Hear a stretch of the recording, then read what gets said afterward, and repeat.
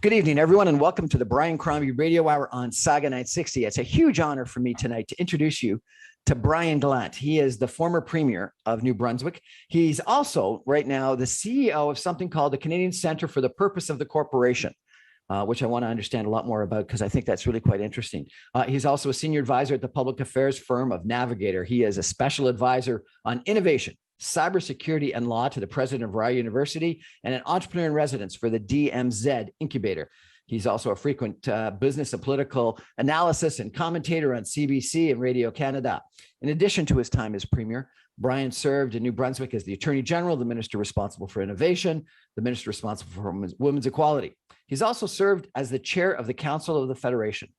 Prior to going into politics, Brian worked as a corporate commercial lawyer. He has a university degree in business and law, as well as a master's of law from McGill University. Brian is the co-author of the major report on linking profit with purpose, entitled Canadian Voices on the Role of Business in Society. And he's got a great first name. Brian, welcome to the show. How are you, sir? I'm very well, thank you. I appreciate the invite, Brian. Thank you. I always get a problem with people spelling my name, inverting the I and the A. I'm not sure if you get that problem, but I always see it as a nice compliment. Absolutely. I mean, there are people that have names when there are typos, it could be worse than being called Brain. So I'll take it for sure. So tell me, what do you do after being Premier of a province to equal that? That's such a fantastic honor that you've had in your life. How do you match that? You're very kind. Thank you. Thank you for that. No, it wasn't easy in the sense that obviously being a Premier of New Brunswick is an amazing honor and privilege. And I got to wake up every day and have my job description be try to make things better for the province, for the people of the province, for the communities that I care deeply about. So nothing will probably ever match that aspect. So when I left politics and government, I asked myself, what do I want to be doing? And what have I enjoyed over the last few years about being in government and being Premier? And really, I landed on the idea that, well, look, I want to keep learning. That's sort of the selfish determination I came to. I want to keep growing as a person. I want to try to have an impact. Probably will never be able to find something that has the same type of impact as being the Premier of a province, but still very important to me to try to make things a little bit better. I also have studies in law and business. I love public policy. I care deeply about it. So those are three things that I really wanted to have in whatever I'd be doing. And also, I just wanted to, be able to sort of do what I can to tackle societal challenges, understand them better as well. So inequality, inequity, climate change, these are all things that were top of mind. So with that, I went out and looked for opportunities that would help me do these things. So the topic of the purpose of the corporation, which is sort of a term that embodies the idea that a business, a corporation in this case, would be as focused on all stakeholders, not just shareholders and profits. But it's also ESG, it's stakeholder capitalism, it's CSR to some extent. It's really the role of business in society as an institution. So that topic I found fascinating because it really embodies everything that I've learned and the experiences I've had, but also an opportunity to keep growing and learning, to have maybe a little bit of an impact, and to really try to think of these societal challenges with the frame of what businesses and other institutions can do to help tackle them. So I landed on this subject and I was like, this is something I really want to dive into. So I did exactly that. Excellent. And I want to spend a lot of time understanding that because I think ESG is a topic that all business people and all people should be well aware of. But let's just go back to the politics for a second, if we could. Give me a sense. You were involved in politics at a very young age, and you were a very young Premier. Tell us a little bit about how you actually got into politics. What was the first thing you did politically? Well, so let me take it back to when I was 10 years old. I won't go every year. I won't go into every year, but just to give some context. When I was 10, my parents were working at a fast food restaurant and a grocery store, which that's what they've done their whole careers. And unfortunately, we went through some tough times. My father had sort of lost his job for a few years as the economy wasn't going too well. And he ended up getting the same job back a few years later. But during that time period, we went through some tough financial times. And I just remember at that time, I said to myself, I I want to dedicate at 10 years old, which was a bit weird, but I'll take it. At 10 years old, I said, I want to try to make a difference and help families like mine that go through tough times and may need some support. So that was in me. And then at 11 years old, we moved because of the tough financial times to my grandparents' house in Shediac Bridge. So that's where I was born. And then we kind of made our way back there. And we were 7, my siblings, my parents, and our grandparents living in this small little house in this rural community called Shediac Bridge in New Brunswick. And I was at a new school. And oddly enough, the first week or two, they were looking for a vice president of our grade 5 class. And nobody wanted the job. And somebody said, I don't know who it is to this day. I would like to thank them. Somebody raised their hand because they just wanted to get on with things and said, well, you know what, Brian Mulroney could be Prime Minister of Canada. Why doesn't this Brian Gallant just become the vice president of our class? So the name Brian, you'll appreciate, played a huge role in me stumbling into student politics. I accepted. The teacher said, would you want the job? And I said, sure. I became vice president. Then I sort of became president of the class, president of the elementary school. I stayed involved in high school, stayed involved in university, and then eventually decided that I wanted to use the vehicle of politics and government, public policy, to try to make the difference that had been burning, a burning desire of mine that started when I was 10 years old. And then I got into active politics, as they would say, in my 20s. And I guess I saw an opening and ran for the leadership of the Liberal Party of New Brunswick. And we saw what happened after that. Fantastic. What a great story. But you've also got quite the education. You've got what, a business degree, a law degree, and a master's of law? Correct. Yeah. And it was important to me to learn, and it still is today, right? I mean, obviously degrees is one way to demonstrate that you've learned, but there's things that you can do every single day. So that was always important to me. And my parents were amazing. They supported me through it all and did everything that they could with the little means that they had to enable me to be able to go. And I started 2 small little businesses when I was 18 and 20 something to be able to pay for my university studies as well. And yeah, I look, education changed my career path. There's no question about it. So education is near and dear to my heart as one of the best, I think, equalizers for society. It's one of the best ways to help people reach their potential and for all of us to be able to do what we'd like to do with our lives. And how old were you when you first ran for politics? So I was 24. 24, you first ran for politics. What was that first campaign like? That's right. I was a university student at the time. I was the president of the Student Federation at the Université de Moncton in New Brunswick, and I ended up running for the Liberals in Moncton East against the Premier at the time, Bernard Lourdes, who is now a friend of mine. He's a great guy, so it wasn't necessarily against him, but it was more obviously for what I thought I could bring and for the policies and values that the party had. So I ran, and it was an interesting experience for sure. I mean, I learned so much, and I ended up losing. I got 41% of the vote, which was something I was proud of against the sitting premier.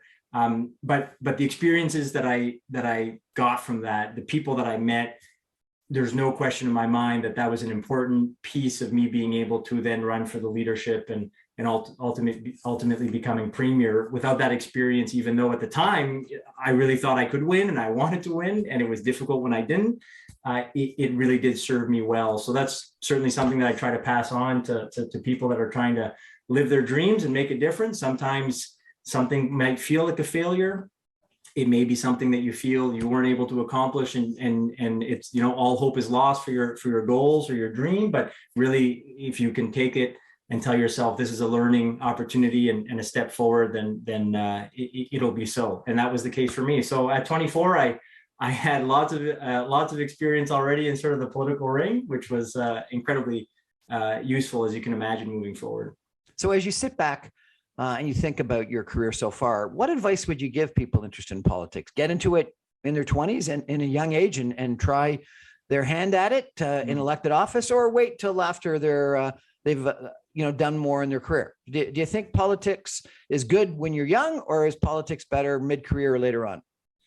Well, it's really interesting. The piece of advice that I would give is to take one thing that I think I did wrong. There's one thing that I think I did wrong, and look, it ended up working for me, but I think I was a bit lucky. So I want others to learn from this mistake. When I was 15 is when I decided, after being involved in student politics, that okay, that difference that I've been wanting to make since I was 10 years old, I'm going to try to harness everything I can within politics and government to make that difference. And at 15, I decided I want to be premier. So I picked this specific position.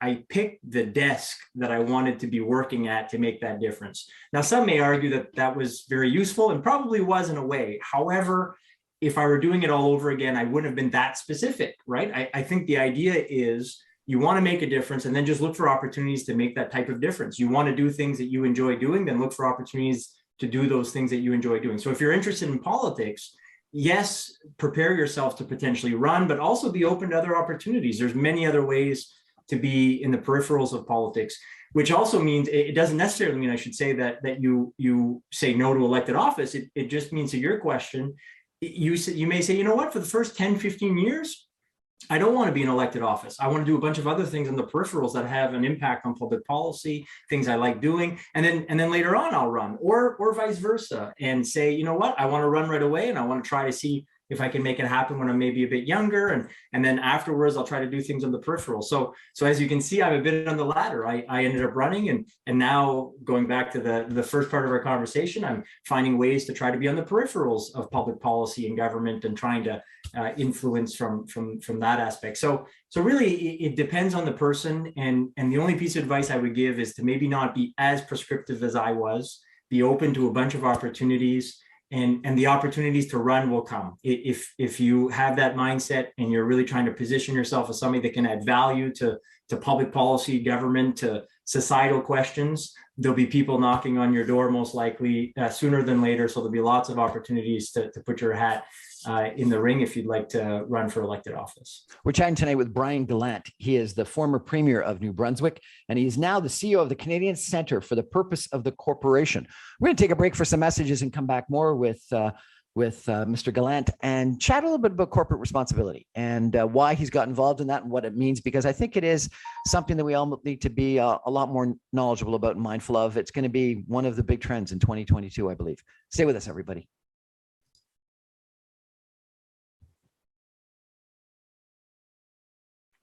Welcome back to the Brian Crombie Radio Hour on Saga 960. My guest tonight is Brian Gallant. Brian is the former premier of New Brunswick, one of the youngest premiers in Canadian political history. And he's now, at still a very young age, the CEO of something called the Canadian Centre for the Purpose of the Corporation. And, 2022 has dawned us.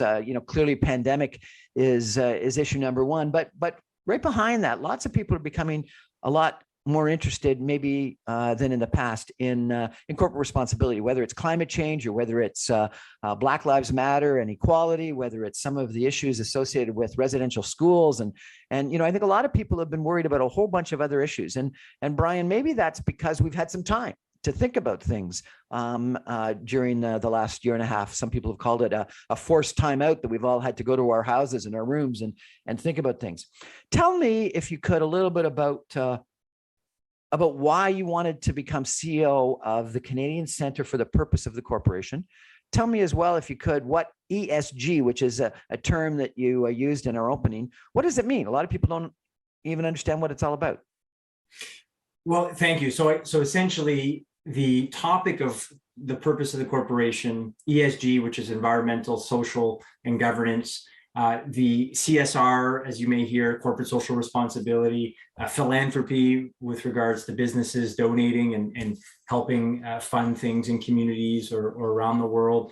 All of these things, and stakeholder capitalism is another word, shared values, another term that's used. All of these things really come down to one thing. It's the role of the institution of business in society. And right now, as you mentioned, this is a topic that is, I think, emerging. It is important. It's one that is gaining momentum. And I think it's one that is important for us to really start to understand and kind of wrap our heads around and say to ourselves, well, what can we do in the roles that we all have to try to advance this? So essentially, it's as simple as we have societal challenges of climate change, inequality, inequity, in Canada, Indigenous reconciliation, other parts of the world as well. Of course, we have racism, systemic racism. We have all these societal challenges. And all Canadians and I would argue people around the world, but let's focus on Canada, as that's where we're doing our research and work. Canadians really want all institutions to step up, but Canadians are being a little harder on, with the research that we've done, businesses and governments.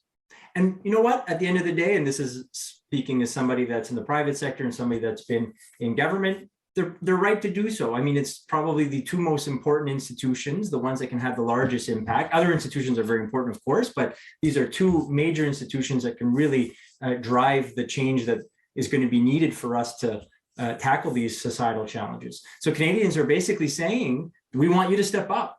And it's fascinating, Brian, because at the end of the day, when you look at what they're doing, they're asking governments to intervene more than we've probably ever seen before. The appetite for intervention, our research would show that people are saying, yeah, we want you to step up and governments to do more, to force businesses to do more when it comes to tackling societal challenges. And then at the same time, it's fascinating, Canadians are asking businesses to step up and stand up if they think a government is doing something they shouldn't be doing, or should be doing more of something. So they actually want businesses to start to influence governments as well. So it's really fascinating when you think that Canadians are saying, look, we want these two institutions to do more to tackle inequality, inequities, climate change, and other societal and planetary challenges. And they're also asking the two institutions to essentially make the other accountable and push them to do more. So it's an interesting time we live in, for sure. And the pandemic has, in my humble opinion, exacerbated this trend, because people are saying, look, we have yet another societal challenge with the pandemic, and we need all institutions helping us as a society get through them. So it's a fascinating, important, emerging subject for sure. And again, I hope that I'll be able to, as we were discussing the first segment, play a little bit of a role to help the conversation and maybe make a little bit of a difference along the way.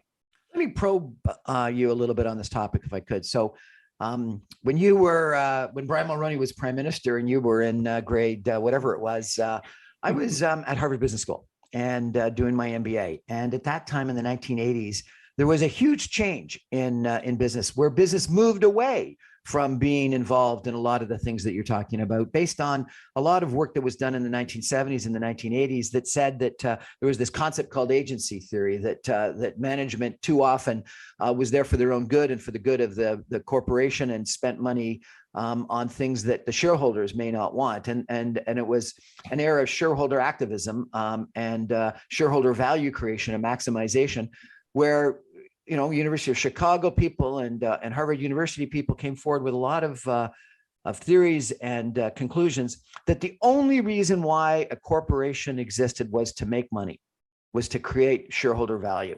And that led to private equity firms that would attack companies that were spending money on things, maybe things comparable to what you're talking about, and take them over, rid the excess management, stop the charitable donations, stop the spending on other things, and maximize shareholder value.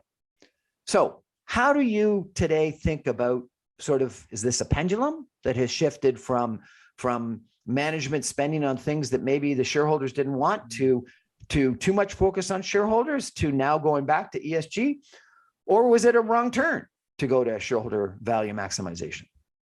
Well, look, you're absolutely right to paint what you just, the picture you just did for the sort of 1980s. It's sort of the Milton Friedman approach to economics and sort of the role of a corporation. And what's fascinating is the parallel that I can draw, just because of my personal experience, but hopefully this helps maybe some people kind of grasp the idea, is my time in government. So if you were in government and you said, our main job right now, our role, our priority, or all of the above, is developing the economy. So let's say there's a government that's their focus. Well, if they only focused on the Department of Economic Development, which obviously would be an important part to having that be the focus, they're not going to have a lot of success. Because I think hopefully the people listening would agree.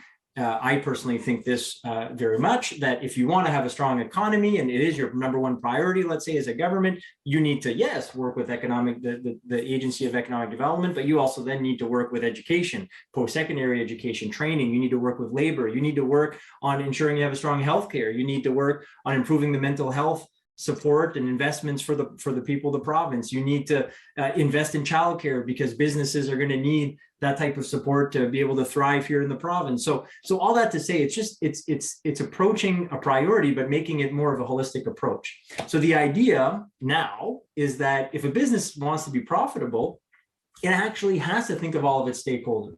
And stakeholders, for those listening, are often defined as, yes, shareholders, if that's the structure of the organization, but also the communities in which the business operates, the employees, the customers, the suppliers, the environment. Some would put in, obviously not necessarily its own entity, but environment is one that people would tag on as well. So by doing that, a business will just have a healthier approach of being profitable.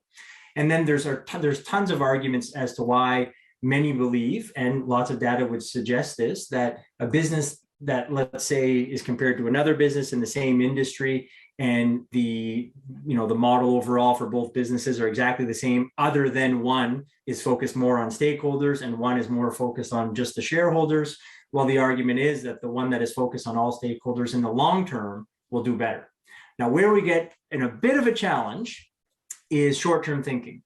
Because, of course, if you take a business and all they focus on is profits, margin, shareholders, they may do better. And in fact, often probably will do better in the short term, because they can obviously take the revenues that they have, make some cuts, find some ways to be more efficient at the expense of other stakeholders. And in the short term, there won't be that much of an issue. But in the long term, the longevity of the business will be challenged with that approach. So the issue that we have is that when you have shareholders, when you have investors, when you have people that are the capital providers looking to the short term, it definitely drives sort of the Milton Friedman kind of 1980s approach, rather than the approach that we're talking about and that people are really trying to push to see become a reality. And what's unfortunate is that for all of us, for society, for those that are investing, there arguably could be a lot more value created if we take the more holistic approach in the long term. But of course, there's some short-term reasons, economically speaking, why people will say, "Well, we don't want to do it that way." So that's what we're trying to figure out. We're trying to help people think about these concepts, what it means for their organization, what they can do to try to, yes, be thinking in the long term, but also be very, very focused on not just surviving, but thriving in the short term as well, and ensuring that they understand all the moving concepts of stakeholder capitalism and the sort of concepts stemming from the purpose of the corporation.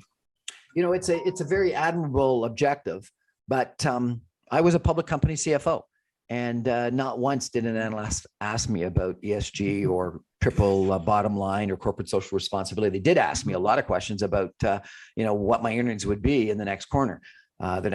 And so how do you get the markets and corporations off of the short-term thinking onto more long-term thinking? How do you do that? It's the question. But to your point, one thing that I will say, when we interviewed 60 C-suite executives, 30 thought leaders on this topic, a little plug here for the report, Canadian Voices on the Role of Business in Society. They acknowledge exactly what you just said, but they also say that they're starting to have people ask on those calls, what are you doing for ESG? What are you doing for stakeholders? They're starting to get different types of questions that they got in the past, depending on the industry, depending on their structure. Obviously, that can vary, but there's definitely an understanding amongst Canadian business leaders that things are shifting. And let me add one thing, because I would be doing a disservice to the subject and to the report if I didn't say this. Two things, I guess. One is that all of the C-suite executives say that they feel lots of pressure from employees. They think it's the stakeholder that is applying the most pressure for businesses to step up in this type of way. So that I find fascinating, because to me, it was a bit of a surprise, because I would have thought it would have been maybe customers. I would have thought maybe they felt it more from governments, but almost to a T, every single C-suite executive talked about employees. I'm exaggerating a little bit, but obviously for effect, but most of them, if not all of them in some shape or form, talked about that type of pressure. And if they felt that wasn't happening yet, they at least said that they think with the younger generations making up more and more of the workforce as we go on, and more of the consumer market as we go on, they believe that pressure will intensify for businesses to step up. So meaning that if a business doesn't do more for stakeholders, a business doesn't link profit with purpose, a business doesn't do things on ESG, they're going to find themselves really struggling to get talent, to be able to recruit, retain, and have a productive workforce. And they're also potentially going to start to lose some market share because, especially if their customers are sort of the public, but even if not, if governments and other businesses start to feel the pressure, they're going to start to apply some of that as well. Now, to go to your question more specifically on short term, it's tough. And I think the answer for anything that's really this structurally difficult is everybody has to play a role. Government has to come in and try to put in some regulations and some things that will help really kind of level the playing field. You need business leaders to step up and say, no, I'm here for creating value for this organization in the long term, not just in the short term. We need investors, probably the ones that are the most crucial to this topic, to really step up and say, look, we want profits. Yes, we have to do that for various reasons. But at the same time, we also want it to be good long-term investments. And we also want to ensure that we're doing what we can to help society and planet. So, and consumers have to play a role as well. We have to step up as consumers and say, well, we want to partner, if you will. We want to choose and voice our values and opinions through our purchase choices. We need media to help level increase the level of discourse on the subject. So everybody has a role to play, essentially, and that's the maybe not practical answer, but that usually is the answer when something is really structural and difficult. You need a lot of people at the table, kind of all rowing in the same direction. This research that you mentioned, where you interviewed 60 different business leaders, C-suite people, sounds fascinating. Can you discuss any surprising things that came out of that research?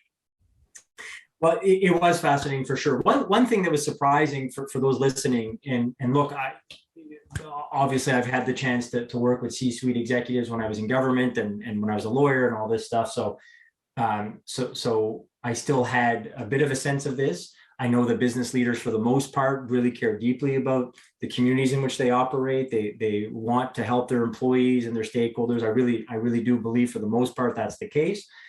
One thing that surprised me, though, is to what extent everybody acknowledged the societal challenges of the days. Like they were all on top of the fact that climate change is an immense challenge. They were all over the fact that inequality is a significant challenge. And that surprised me, if I'm to be honest, because I interviewed 60 C-suite executives. I would have thought, based on kind of, the sort of pop culture that we see, I would have thought there would have been a few kind of climate change deniers. I would have thought there'd be a few that were maybe just like, nah, there's no inequality problems. And really, at the end of the day, they all understood that these are societal challenges that are significant, that they have a role to play in addressing. Now, how they would go about doing that for the business community to play that role, or their organization, may differ. But I will say I was surprised to what extent they're very much on top of the fact that these are societal challenges and all institutions have a role to play. Employees, not to repeat myself, but I was struck by the idea that employees are really the ones that are applying the most pressure to organizations, and that was a pretty clear consensus, as well as the generational analysis. People are really attuned to the fact that younger generations are going to be demanding all institutions do more with regards to their efforts to tackle societal challenges. So with that, I have to say it gave me optimism.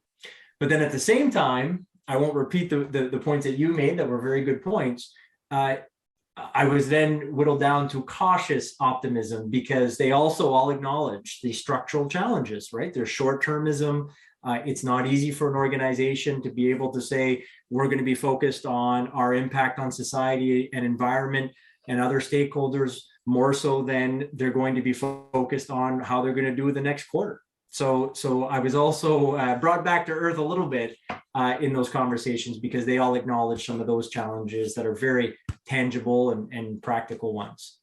I interviewed a couple of people about COP26, and lots of people said the biggest difference this year was that Mark Carney brought this group of investors to Glasgow that were all interested in investing in renewable renewable energy, alternative energy, and disinvesting from old petrochemical, hydrocarbon kind of industries. Do you think that kind of effort, where people bring investors to the table, big investors to the table, and start talking about where they're going to direct their investment, does that change things for you? Yeah. There's no question that will change things. What's fascinating, I don't want to get too academic, but I suppose I will. What's fascinating is when some of the institutions or organizations specifically make these decisions. So let's say investors, kind of as an institution, or it could be a big corporation in Canada as an organization. When they make these decisions, there's a nuance that's important, because one could argue you have the potential to have immense impact. So we think, some could argue, you have a moral responsibility to do good with your investment, to do good with your organization, whatever good is defined as, but just for the general example. So there's sort of the moral imperative.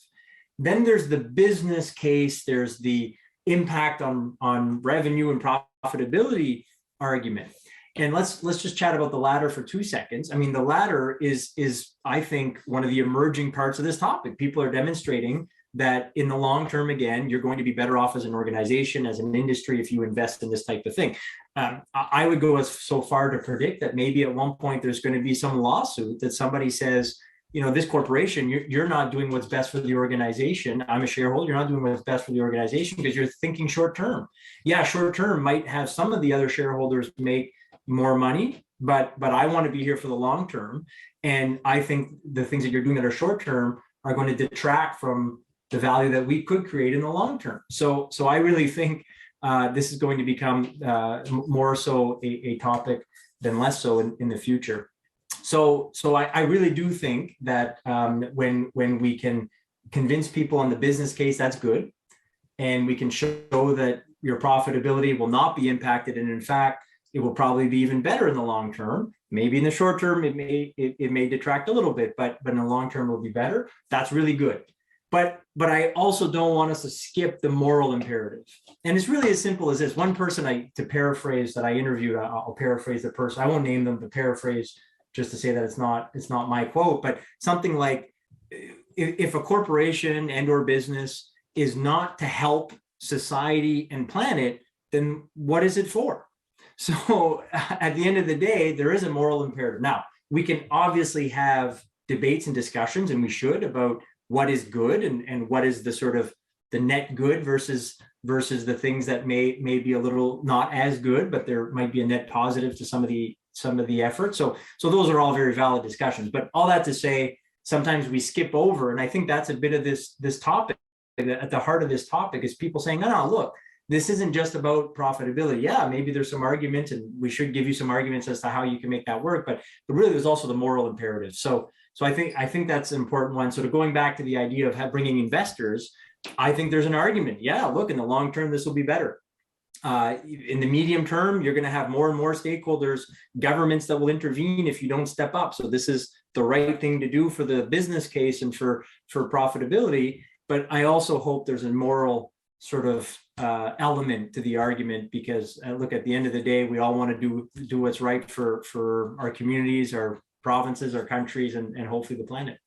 This research report, is it available? It is. It's public. It's on Global Canada, so global Canada.org. It's a wonderful NGO out of Montreal that I work with, co-wrote it with Robert Greenhill, who's the executive chair of the NGO. And really, we hope that it's going to serve as a bit of a starting point for the discussion in Canada. There's lots of research happening for sure, but we wanted people to hear some Canadian voices on the topic, and hopefully it will spark more dialogue and demonstrate that there's lots of people thinking of this, people in important CEO and C-suite positions that are thinking about this stuff, and of course some thought leaders on the academic and NGO space as well thinking about this. So hopefully that will serve as a catalyst for everybody to discuss this important topic. Fantastic. I'm going to have to go grab a copy of it and read it. Sounds interesting. We're chatting tonight with Brian Gallant. He's the former premier of New Brunswick, and he's now the CEO of the Canadian Centre for the Purpose of the Corporation. And as he's told us about, he's co-authored a major new report with Robert Greenhill of Global Canada on Canadian voices on the role of business in society. Sounds fascinating. We're going to take a break for some messages and come back. And I'm going to ask Mr. Gallant a little bit more about his political life, which sounds really fascinating. Stay with us, everybody.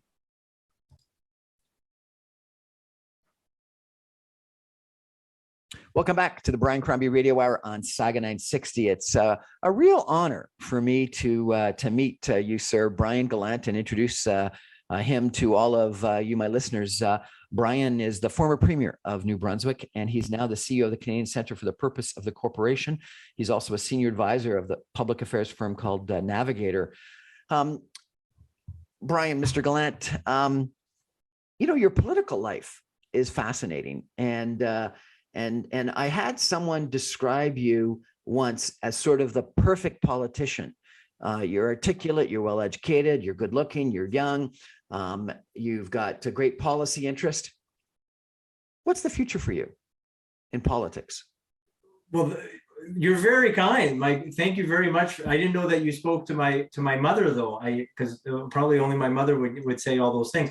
Well, you're nice to say that, and one thing that I'll maybe, just before I get right into your question, I'll say that I was lucky in a way, I think, at 15 years old to decide that I wanted to be premier, because then I tried to learn everything I needed to learn to be able to do the job. And I had wonderful mentors around the way. So I was very lucky in that regard, and obviously made some mistakes, and there were some trials and tribulations for sure. But I was a bit lucky at the onset of 15 years old to have that sort of goal. And yeah, for the future, I look, it's simple as I just want to keep doing what I can to help, right? I just want to make a little bit of a difference, keep learning. I want to try to help address societal challenges and do what I can on the peripherals of public policy. There's no question, because I care deeply about that. But I am also very interested in business. I'm interested in law. So that can sort of take me into different directions over the next few years, hopefully. And yeah, do what I can to better the country, the planet, and of course, Shediac Bridge, New Brunswick, since I'm a little biased towards that community. I was at a big conference recently, the first conference that I've been to actually in person in a year and a half, which was kind of interesting. The Royal York Hotel in downtown Toronto, and Frank McKenna was a speaker about sort of the future politics in Canada and the United States. And it was really interesting. And he was saying one of the biggest challenges we have right now with this over focus on the leader is that we don't develop bench strength as well as maybe we could and should and have in the past. And he went through challenges that the Conservative Party has and challenges that the Liberal Party has federally in regards to bench strength. And your name came up as one of the people that might have a future in that regard. What do you think of that? I'm flattered. First off, what I think about that, though, is Frank McKenna is a very smart individual, and I have a lot of time for him and another New Brunswicker. So all the more reason why very keen to support what he's up to. But I think he's right. I think that there's lots of challenges, and the way that we've sort of structured politics is to have a big focus on the leader. And trust me, most leaders don't want that. I mean, they want to be able to depend on the minister. So it's, I think, a lot of different moving pieces as to why that's the case, the way that the civil service works, the way that politics works nowadays, the political parties to some extent, the focus of media. So I think there's a lot of reasons as to why that's happening. So I agree with Frank on that. And in terms of my sort of my roles in the future, want to be involved on the peripherals of politics. I always tell people I hope I don't get into elected office again. I just find it's very difficult. It's a lot of sacrifice by you, but also by your family and friends. No question, it's one of the most rewarding things you can do, but it certainly does take its toll. So I was very happy that I was able to do it for almost 10 years when you take in all the years that I was in politics. I'm very supportive of anybody getting involved. My spouse is very supportive of the work that I have done, but I think she's pretty happy the fact that she doesn't have to see me in politics nowadays. So the answer that I always give people is I hope not. It's tough, and I think it's getting tougher. And I'll add to Frank's point, one thing that I'm worried about in politics is sort of the polarization of views. And it's not that people shouldn't be able to have different views and have things that they're sort of more to the right or more to the left on, with regards to their political party.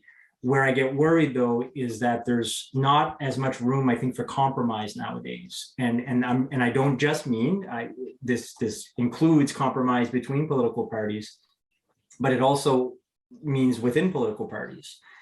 People, I think, we're getting to a place where we have a little less patience with governments and political parties, and if they don't sort of, do 10 on 10 of what I would do if I were there, the general I, then I may not support that party or that leader or that government anymore. And I just don't know if that was the case before. And what worries me about that is that if there's no compromise, even within political parties or between political parties, then I think we're just going to find ourselves really sort of polarized in opinion, sometimes polarized on facts. And that is, I think, a worrisome trend that would detract from our ability to really make the right decisions as a country or province, whatever the case is. And of course, what I'm saying, I think applies to other places. I think it applies to much of the Western world, and I'm sure other democracies. So that worries me, to add to Frank's point. And I think because of that polarization, there's a lot of focuses on the leader to go back to sort of his thesis. So hopefully that's something that we can all work to reverse, because it's not a positive trend, in my opinion. We've had this polarization, but we've also had this trend to populism that some, both on the extreme right and the extreme left, have been appealing to. Is that a negative trend, do you think? Well, I think it goes to the idea of polarization, right? So this is, I'm going to give an example, because I think people maybe listening are saying, well, what exactly do you mean? So when I was premier of the province, I was the one sitting in cabinet of the government that would make the decision after a discussion, a debate, sometimes heated amongst our cabinet, and I would have to make the decision. So even I, who was the leader of the party, who was the premier of the province, ended up supporting things that I didn't agree with. So even I had to sort of compromise and say, well, this is not exactly the way that I would have done it, but there's a bit of a consensus, or I understand other people's points, so we'll go with that. Now, look, obviously, as a premier, that's probably more it's definitely more the exception than the rule. But still, there are things that our party would have done that I didn't necessarily agree with. Then there's the aspects of some ministers would make decisions, civil servants would make decisions that you're not involved with, and sometimes you're not going to agree. But you have to find ways to compromise. So the point that I try to make to people is that find a political party or find a way to be involved in politics that you feel is the closest to your values, the things that you want to see happen, your priorities. But we all have to be open to the idea that it's not going to be perfect. It's not going to be exactly everything that you would want or do. And that's probably just not possible. So the point is, even as premier, there were things that I didn't agree with. So even when you're in that position, you have to accept that it's not always going to be something you agree with. So I just hope we can have a little bit more of that. And look, if a party all of a sudden is going too much to the right, too much to the left, focus on different priorities that aren't important to you, then okay, then don't support them anymore. But when it's on the one thing or just a few things where the vast majority of the stuff that party supports or does, or that government does, I would try to encourage people to stick with it, try to influence, stay within the movement, stay within the dialogue, try to influence to bring it closer to where you think things should be. That will be more productive than people kind of detracting and just saying, well, I'm out, I don't want to be involved with the party anymore, or I'm not going to try to make a difference, or I don't want to be involved with that government anymore. I think it's a lot better if we can all sort of stick with it. And in fact, if we can have that idea, sort of that way of doing things, we're going to be able to have different perspectives at the table. We're going to be able to have better dialogue, which leads to better decisions. So when we don't do that, and if you don't agree with one of the decisions or a few of the decisions, and you leave, or you sort of just become cold to the movement, to the party, the government, whatever it is, well, then your perspective is no longer being heard. So anyways, all that to say, yeah, I think the polarization is playing a role in having sort of maybe people really kind of really go to the extremes and find themselves sort of only supporting things that are exactly in the ideologue or value set that they've determined for themselves. We certainly have seen this polarization south of the border to an extreme. In Canada, in the last federal election, we voted for minority government. We voted for sort of like a business as usual. And even though the parties were asking for a majority government, it was almost as if the Canadian public said, no, we actually like it, that you have to compromise and go to other parties to get the votes needed to pass. Do you think that we actually, as a public, are actually trying to force a little bit more compromise? So it's interesting, maybe, and you know what? I hope so. I hope that that's what's happening. But it also may be just the fact that nobody really finds themselves in any of the parties, and it goes a little bit to the point, right? It's the idea that unless the party is basically you making all the decisions, sometimes we'll say, well, I don't really agree with the party, and then people aren't getting involved. So I just really want to encourage people to get involved with a party, or to, you know, in the peripherals of politics. It doesn't have to be through partisan politics. There's other ways to do it, but to get involved, even if you don't necessarily always agree with the outcome. Again, follow things that are more closely to your values, your priorities, but being involved is a lot better than not being involved. And to kind of wrap up all of this together, I mean, think about what's been happening over the last few years in Canadian politics. I mean, there's questions of the Liberals, right? There'd be sort of some that are more centrist Liberals saying, oh, well, you know, maybe Trudeau and his government are too much to the left. And then there are people that are supporting maybe the NDP because they think that Trudeau's not doing enough on the progressive side. And then you have Aaron O'Toole, who's trying to clearly bring the party more to the center, but then is sort of fighting the maybe more right-wing part of the party. So you can see these dynamics happening in real time in Canada. And because of these dynamics, it feels like nobody really has sort of captured the hearts and minds of enough Canadians to be able to get a majority at this stage. But that said, I'm not sure that anybody really would, given that I think the electorate is kind of a little bit more like, well, I want my 10 out of 10 if I'm going to support you wholeheartedly. And again, I get it, but at the same time, I just want to encourage people to think to themselves, okay, look, I'm not always going to agree, and I'm just going to keep using my example. I was the premier of the province. I was a leader of the party, and I didn't always agree. So if that's the case for somebody in that position, I think that we all have to find ways to say, okay, we're going to sort of agree to disagree at times, as long as I can be heard, as long as I still feel my values are being respected, as long as I do feel my priorities are part of the agenda. Well, then that should make you want to, you know, stay involved and try to give your perspective, try to pull the party, pull the government, pull the movement, whatever it might be, closer to where you want it to be. And I just always tell, especially young people, it's better to be involved than to not be. And being involved, I want to be really clear again, not necessarily partisan politics, but just being involved and trying to increase the discourse level, increase the level of discourse on these important things, try to influence public policy in different ways. And there's lots of vehicles to do so. I do think that a lot more younger people are getting involved in special interest groups, whether they be climate change or human rights or Black Lives Matter or you know, gay rights or whatever it is, than they may have historically in party politics. And I don't think that's a bad trend, that you can get involved in something that you're really passionate about and have an impact on. We're chatting tonight with Brian Gallant. He is the former premier of New Brunswick. He's now devoting his efforts to corporate social responsibility. We're going to take a break and come back with some concluding comments from Mr. Gallant in just a minute. Stay with us, everybody.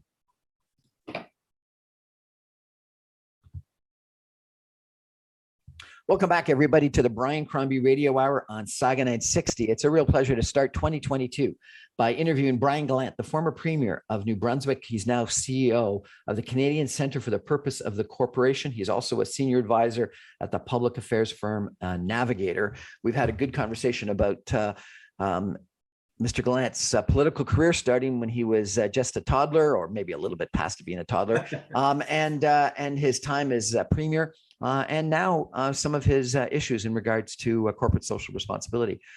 Brian, if you were sitting beside a CEO of a major business today, and you know, he was challenged in regards to, you know, maybe he's in the energy business and challenged in regards to short-term making money versus long-term wanting to move more into alternative energy and social responsibility, what would you tell him? So if I were sitting with a C-suite executive, a CEO, I would tell him or her, I would say, you got to take this seriously. And I would try to take some time to convince them as to why they should start to think about their role in society as an organization, as an industry, why being purpose-driven, linking profit with purpose, stakeholder capitalism, all of this stuff, why being stakeholder-centric, why it's important, morally speaking, given the challenges of climate change, inequality, inequity, systemic racism, list goes on. Then I would then also make the point, because I also recognize that this may resonate, that if they don't do it, they are going to find themselves at one point in the near future with a problem on their hands. Because one of the stakeholders that are very important to the success of their business is going to say something, do something, going to react, going to force them into something. And it probably won't be a very positive experience, meaning they'll have a very difficult time perhaps getting employees, recruiting, retaining, having a productive workforce. They'll find themselves with governments coming in and intervening and really causing challenges for them from a regulatory point of view. They'll have their customers abandon them, whatever it might be. So really it's in their best economic interest, but I would definitely still take some time to make the moral argument.